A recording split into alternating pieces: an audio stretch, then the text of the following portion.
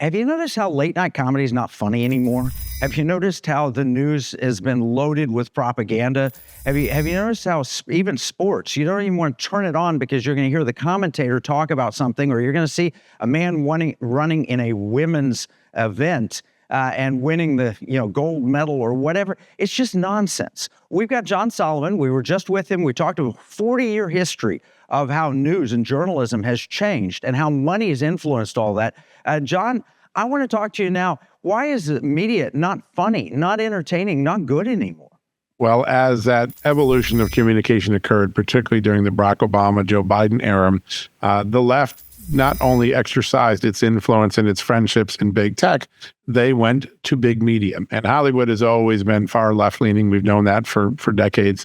But sports used to just be about the competition on the field, and all of a sudden, sports became about social engineering. And late-night comedy was no longer about making people laugh and being an equal opportunist, but instead it became about attacking the political people who don't think exactly like me.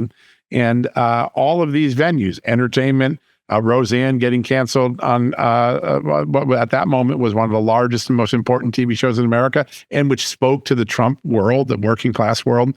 The machinery took things that were funny and competitive and entertaining and made them ideological only. And what it did, and I think the ultimate display of that outcome is what we saw on the floor of the House on Tuesday night, where Democrats have become so intolerant, and that's the big I word I want to use, so intolerant, they can't even stand and cheer a 13-year-old boy who survived brain cancer and 10 surgeries because, oh my gosh, Donald Trump mentioned him. That's the level of intolerance. It created a machinery of intolerance so that they would batten down everyone who didn't have a similar political viewpoint and try to destroy them, destroy their banking relationship, destroy their insurance relationship, destroy their credibility on social media and their advertising flows, which is what NewsGuard and others have tried to do in the alleged news media monitoring space. A machinery that began by trying to catch up in the narrative, then overtaking the narrative, then censoring the narrative, then brought a new generation of intolerance, which is, it's a litmus test. If you don't think exactly like you, we're going to find a way to cancel you. And all of a sudden, humor stopped being funny. Sports stopped being about the person on the field or the competition. It was about, can we get men and women's sports? And the essence of Americana began to erode very quickly before our eyes. Not only that, it's the money of the investing world, the ESG. I was just reading Andy Buzzer's new book, how Disney, Nelson Peltz walked into Disney and says, why do you have to make it nonsense in your Marvel movies? Why does every Marvel movie have to be about a stronger woman who can beat up 100 men? Or why does it always have to have that wokeness? Well, Disney went even further. I mean, because of ESG and DEI, they promoted in Buzz Lightyear a film. They made it about a homosexual kiss rather than about Toy Story, which means it's banned in certain Middle Eastern countries, and no grandparent would take the grandchild to see it because it's like, I don't want to see that. And so they ruined a perfectly good franchise. I think media has been ruined by the left taking control of our money through index investing and everything else.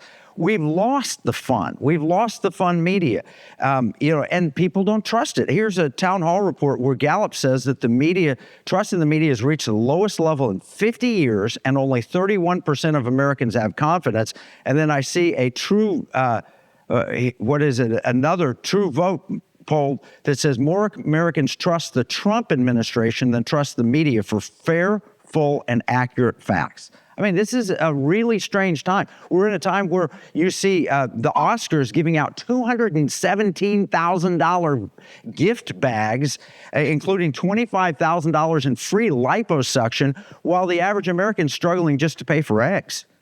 Yeah, you hit something on the head, and I think that this generation of media, which are grown out of the World Economic Forum and grown out of the sense of globalism and grown out of the sense of elitism, the disconnect between the people who run these franchises and the people they're supposed to be serving in products and entertainment could not be greater. Scott Rasmussen, the great pollster, has done this incredible polling thing, looking at the 1%ers and how different their views are compared to the rest of America.